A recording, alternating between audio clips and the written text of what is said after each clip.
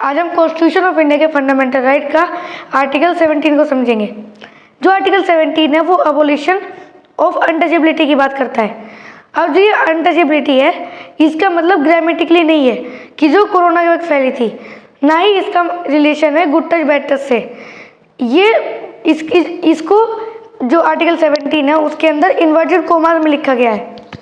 जो ये अनटचेबिलिटी है इसका मतलब कोर्ट ने बताया था कि जो इंडिया में बहुत पहले से चलती आ रही प्रैक्टिस है जिसको छुआछूत या हम अनटचेबिलिटी बोलते हैं।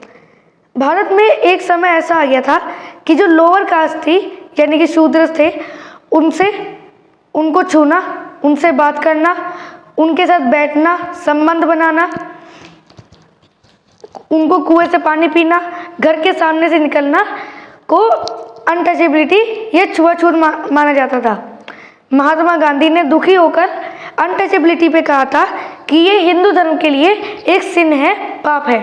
जब कॉन्स्टिट्यूशन बन रहा था तो कॉन्स्टिट्यूएंट असेंबली ने इस परंपरा प्रैक्टिस को रोकने के लिए अनुमूलन करने के लिए, जड़ से हटाने के लिए आर्टिकल 17 को फंडामेंटल राइट्स के अंदर इंट्रोड्यूस किया, जिसमें अनटचेबिलिटी छुआछूत की प्रैक्टिसेस को फॉरबिड करने के लिए, रोकने के लिए और ऐसा डिस्क्रिमिनेशन ना हो इसका मौलिक अधिकार सिटीजन्स को दिया गया। इसके बावजूद भी कोई अनटचेबिलिटी छुआछूत की प्रैक्टिसेस को करता है या उसके विचार अपने मन में रखता है तो उसके लिए पनिशेबल ऑफेंसेस, दंडनीय अपराध का प्रावधान प्रोविज़न है।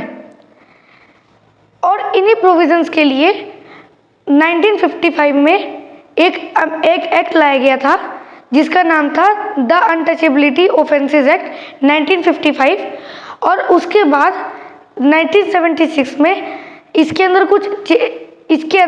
कुछ चेंजेस आए जो कि द अनटचेबिलिटी कमेटी के द्वारा दिए गए थे।